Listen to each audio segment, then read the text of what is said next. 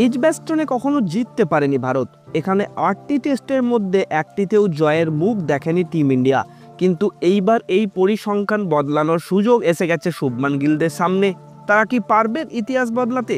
এর উত্তর পেতে গেলে রবিবার পর্যন্ত অপেক্ষা করতে হবে। ইংল্যান্ডের সামনে ভারত লক্ষ্য রেখেছে পাহাড় প্রমাণ 608 রানের। রান তাড়া করতে নেমে 72 রানের 3 উইকেট খুইয়ে বড় সমস্যায় পড়ে রয়েছে ইংল্যান্ড। পঞ্চম দিনে ইংল্যান্ডের জেতার জন্য দরকার 536 রান, ভারতের প্রয়োজন 7টি উইকেট। প্রথম ইনিংস দেখে বোঝা গেছিল নতুন বলে রীতিমতো ফুল ফোটাতে পারেন মোহাম্মদ সিরাজ, আকাশদীপরা। দ্বিতীয় ইনিংসেও তার ব্যতিক্রম হয়নি। সিরাজ আকাশের জুটিকে সামলাতে হিমশিম অবস্থা হলো বেন ডাকের জো রুটদের। জ্যাক ক্রলিকে কার্যত শট খেলায় আমন্ত্রণ জানিয়ে সাজঘরে ফেরালেন সিরাজ। এরপর আকাশদীপ ফেরান মারমুখী মেজাজে থাকা বেন ডাকেটকে। তিনি করেন 15 বলে 25 রান। জো রুটকেও আউট করেন আকাশ।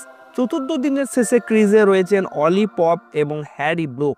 এর আগে অবশ্য ফের শুভমান শো দেখেছে ক্রিকেট বিশ্ব। অধিনায়ক হিসাবে দায়িত্ব নেওয়ার পর থেকে অপ্রতিরোধ্য হয়ে উঠেছেন তিনি।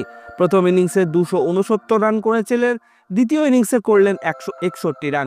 এই সেঞ্চুরির পর এলিট ক্লাসে বসে পড়লেন তিনি। যদিও চতুর্থ দিনের শুরুটা তেমন ভালো হয়নি টিম ইন্ডিয়ার।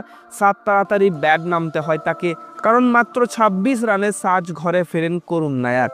হাফ সেঞ্চুরি করলেও বড় ইনিংস গড়ার আগেই আউট হয়ে যান কে রাহুল। এরপর ঋষভ পান্তকে নিয়ে 110 রানের পার্টনারশিপ বানান শুভমান গিল। তবে পান্ত আউট হলেও টলানো যায়নি গিলকে। দ্বিতীয় ইনিংসেও দুর্দান্ত খেলেন রবীন্দ্র জাদেজা। এরপর 6 হাঁকাতে গিয়ে বাউন্ডারি লাইনে আউট হয়ে যান নীতিশ রেড্ডি। ওয়াশিংটন সুন্দর অপরাজিত থাকেন 12 রানে। দ্বিতীয় ইনিংস 6 উইকেটে 427 রানে ডিক্লেয়ার করে ভারত। এরপরে দুই ভারতীয় পেসারের সামনে নাজেহাল অবস্থা ইংল্যান্ডের।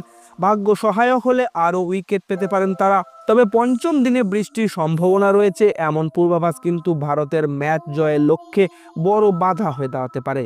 তো বন্ধুরা, আপনাদের কি মনে হয় টিম ইন্ডিয়া পারবে আজ বাকি 7টা উইকেট ফেলে এই ম্যাচ জিততে, নাকি ইংল্যান্ড ড্র করার দিকে এগোবে? নিচে কমেন্ট করে অবশ্যই জানান।